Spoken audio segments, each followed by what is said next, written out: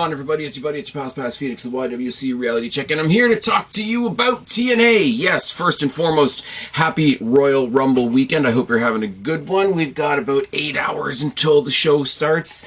I'm killing time. Let's be real for a second. I told you guys I was going to start talking about TNA a bit more when they became TNA again, but I'm not going to do weekly show reviews. I reviewed the first show. It was a lot of fun. Alexander versus Ospreay is, I mean, we're only a couple weeks into 2024, but it's my match of the year so far. It's good.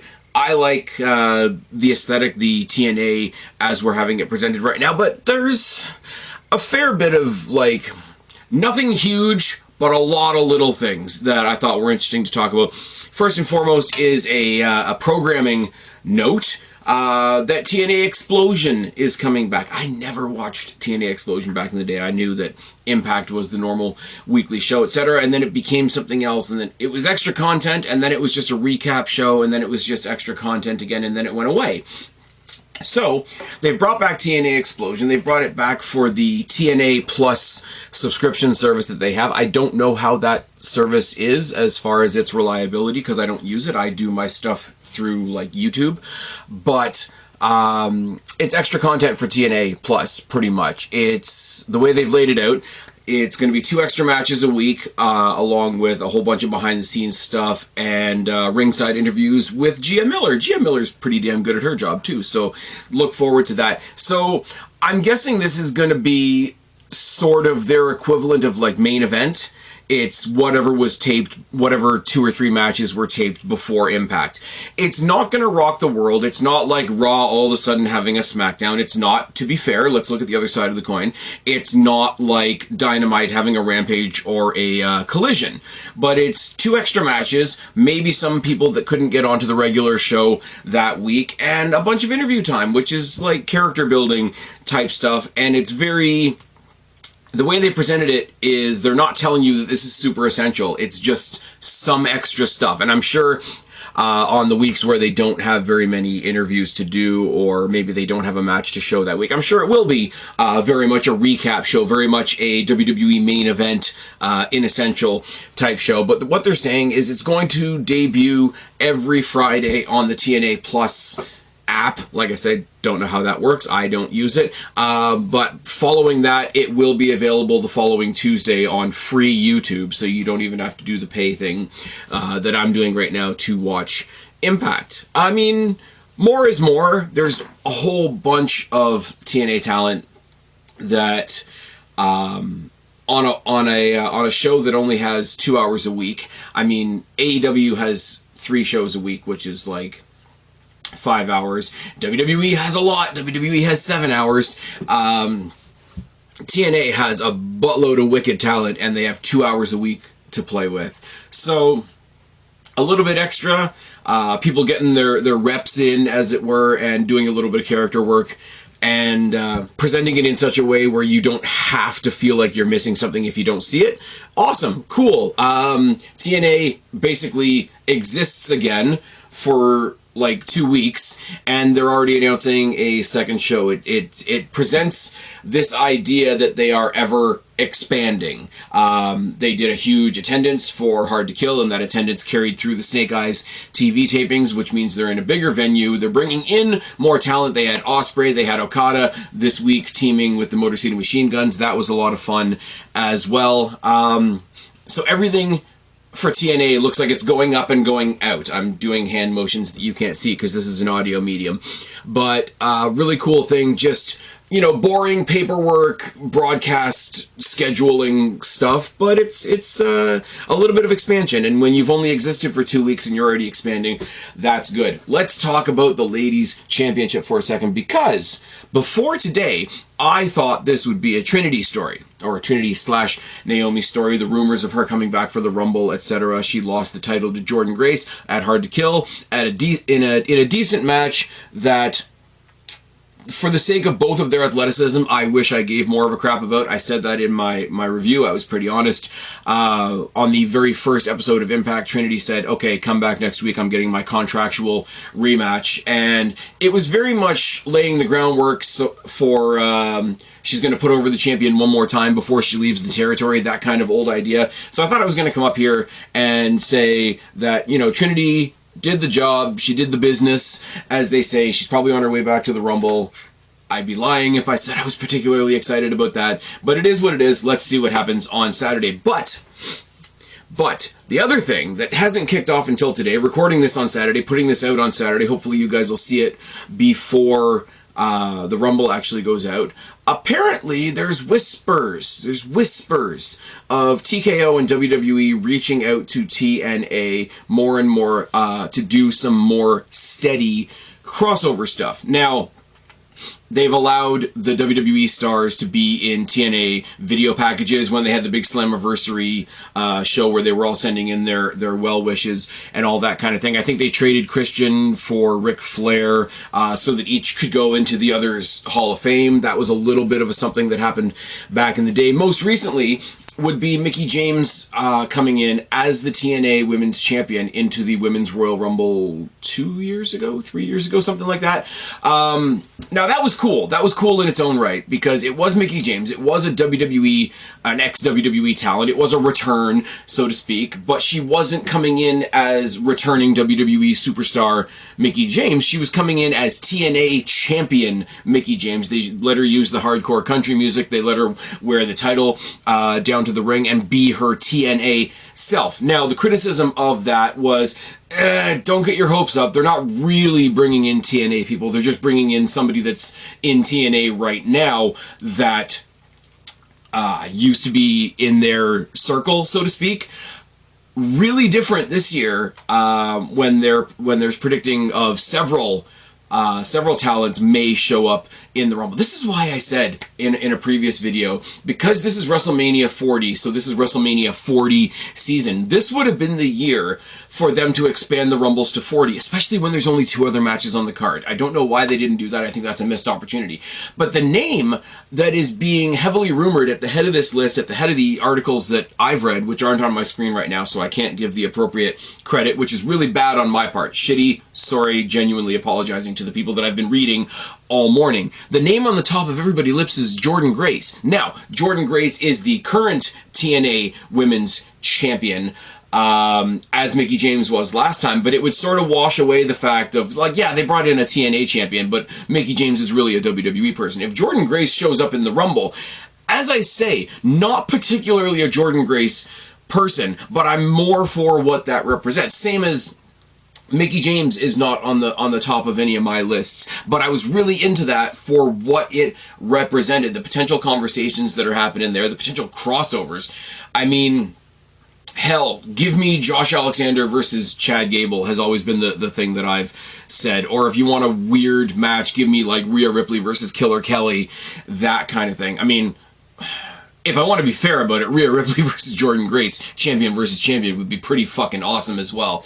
But if Jordynne Grace, or anybody for that matter, shows up at the Rumble, that'll be a huge pop for me, not only because I like TNA, I'm also following TNA, but it'll help WWE wipe that stain off where it was, oh, they never help anybody, they only poach from people, even though that's not true. They got shat on for, what was it, the Evolve show that they put on the WWE network, because AEW somehow thought that was counter-programming, because they're strange.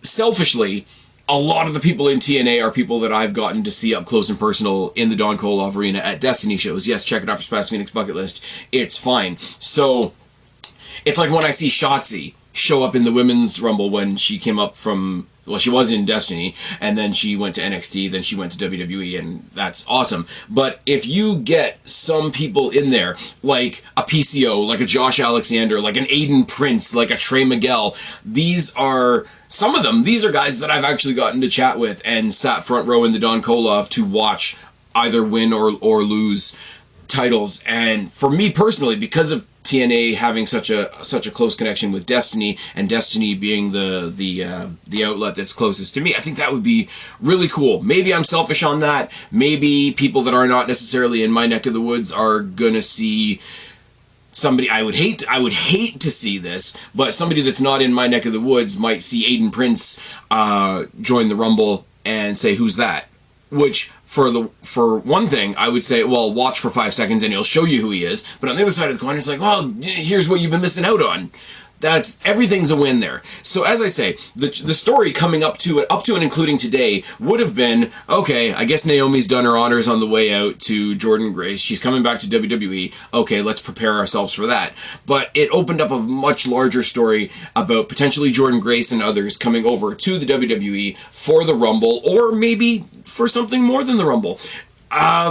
You need something really interesting. And I'm going to keep using Jordynne Grace as the example because that's the one that's on everybody's lips right now. But if you need a first opponent for Jade Cargill, you could do worse than Jordynne Grace. I'm just putting that one out there. So let me know what you guys think down in the box below. Give me your opinions on Naomi coming back, obviously. Is Jordynne Grace a good crossover star for TNA to send to be in the Rumble? How do you feel about WWE and TNA working together in general now that TNA is in this time of expansion? Because I think it's an exciting conversation to have, quite frankly, and I don't have all the answers. Speaking of WWE, TNA, crossover, etc., Dolph Ziggler, Nick Nemeth had his first TNA match, and they were really hyping it up as his first ever non-WWE match. Now, granted, the tapings happened a couple weeks ago. I know he's done some stuff in New Japan. I don't know if he's had a match yet because I don't follow New Japan. It is what it is. But technically, what they were advertising as Nick Nemeth's first ever out of WWE match was against Zachary Wentz of the Rascals. Really cool to see Zachary Wentz finding some success after he got fucked. Let me say that again. Fucked out of his position in NXT. WWE doesn't make very many wrong moves, but that was one of them. Really cool to see him succeeding. Really cool to see him back with Trey Miguel. I had hoped all three of the Rascals were going to come to NXT, but the world is the way it is. I mean, Nemeth versus Wentz was an awesome match. You knew Nemeth was going to win. The most wanted man, Nick Nemeth. It served three purposes, really, here. I mean, Wentz gave him a good match. Wentz was the linchpin to get us to, I'm sorry, but the match that I'm much more interested in, which is Nick Nemeth versus Trey Miguel. And in the background, we're still building the story between him and Macklin that started on the debut episode of TNA Impact. Now, I am assuming at this point that Macklin versus Nemeth is going to be Nick Nemeth's first TNA pay-per-view match, and I'm assuming that he's going to have some bangers with some other people on the roster between now and then. I think their next pay-per-view is the Friday of Elimination Chamber weekend. I think it's No Surrender. I could be wrong. I'm pulling that off the top of my head. I will say, tune in to next week's episode of Impact because you're going to get Nick Nemeth and Trey Miguel, and I think that will steal the show, so I hope they put it on last. The Macklin story is what it is. Hey, I came over from where you came a couple years ago. Let me tell you the lay of the land here, blah, blah, blah. Very, very cut and paste. Works for a character like Macklin. Works for Ziggler / Nemeth, who was, as he said it in his own promo, I was in the same place for 20 years. I got to treat this like a day one. If he does a story, and I think he will, of going from the bottom to the top, I think it'll be cool. I think it's cool that he's not being dropped in at the top because the accusations from the Twitter world would be all over the place. But again, like, going up against the Rascals in your first two matches isn't exactly starting at the bottom either. So I think everybody wins. Macklin as an opponent is the one that I'm least interested in. I love Macklin as a character. I do. Like I said, and I keep saying it, if wrestling had their version of the Punisher, it would be Steve Macklin, and he's pulling that off great. But personally, I would swap him around. I would have him go over Macklin next week, build up something with Trey Miguel, and go from there. But we can't always get what we want. Speaking of next week, and speaking of asshole heels that do want to start at the top, the Grizzled Young Vets attacked ABC after Chris Bay won himself a singles match against Mr. Knight. I don't know. guy with really funky sunglasses. Anyways, Grizzled Young Veterans attacked the ABC, and then in the back they're talking to Director of Authority, Santino Marella, and basically said they had to debut in a fatal four-way. That's not the way you debut people like us. ABC come in and they want to get their hands on the Grizzled Young Vets. Grizzled Young Vets shouldn't be rewarded for their bad behavior with a title shot, says Santino Marella, and says, okay, guess what? Starting next week, we're going to have a best 2 out of 3 series, best 2 out of 3 series, I can speak, I swear, between ABC and the Grizzled Young Vets. I'm all the way down for that. ABC is a great team to put up against the Grizzled Young Vets as an opposite style. Like, the whole styles makes matches thing is a cliche for a reason. You got the grounded, brawling, twist your limbs, all that kind of thing. Pete Dunne-esque. They still haven't let Zach Gibson go on the mic, which I gotta believe that's coming sooner or later, and ABC are just over as fuck with the crowd, and they will have the crowd's sympathy the whole way through, which means Grizzled Young Veterans will have the crowd's boos all the way through. Everybody wins. Looking forward to NEMETH'S rise to this top. I guess I'm full of cliches today. Looking forward to this best out of 3 series between ABC and Grizzled Young Veterans, and in a couple hours we're going to see if Naomi or indeed Jordynne Grace show up in the Rumble. That's it, isn't it? Oh no, wait, it's not, because after TNA went off the air, we got a video package, a very, very political speech style video package talking about how change comes. It sometimes comes slowly, it sometimes comes quickly. TNA just went through a change that was years in the making, but sometimes you need somebody to come in and light the flame, and it's fucking Mustafa Ali. Mustafa Ali is coming to TNA. Now, I don't want to overstate the obvious here. There are bigger names being tossed around right now. Oh, where's Okada going? Is he showing up in the Rumble? Is he going to AEW? Where's Mercedes Varnado going? Is Sasha Banks coming to the Rumble? Is she going to AEW? Will Ospreay just got signed to AEW. Huge loss for the good guys, but it is what it is. But of the people that were released from WWE recently, I'm being very careful with my words here, the top 2 spoken about names from that most recent round of releases in WWE are in TNA now. Now, as far as I understand, Mustafa Ali in TNA is a limited run. They've announced a very specific 6 dates that he's going to be on.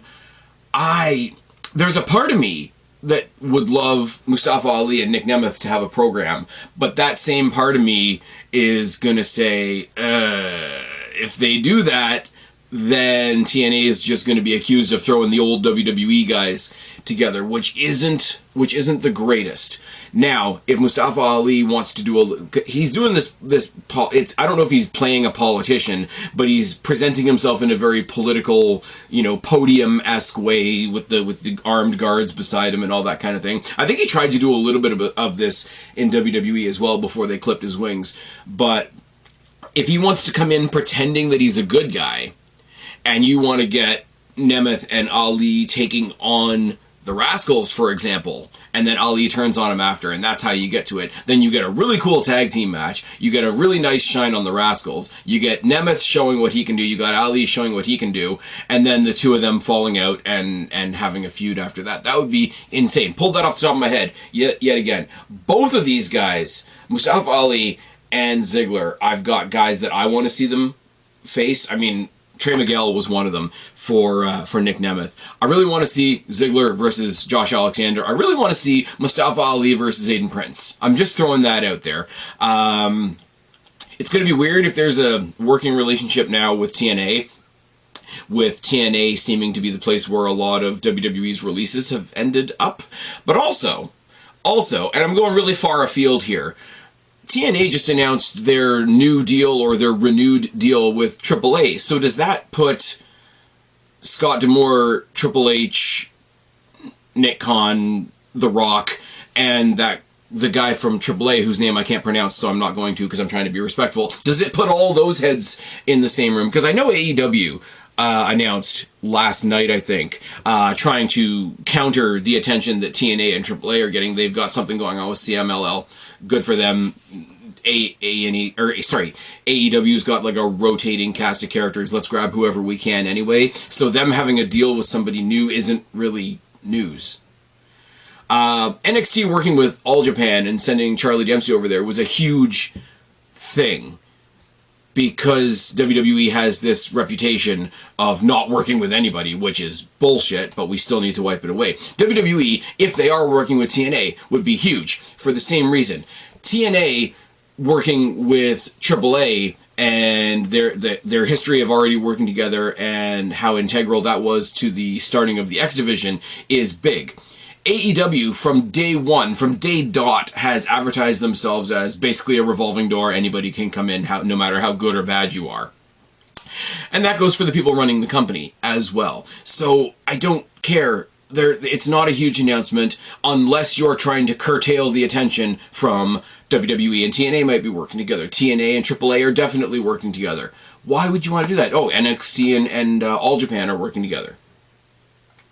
Unless you're trying to steal the spotlight, and God knows Tony Khan would never do that. I don't know why the CMLL thing is a big deal. I really don't.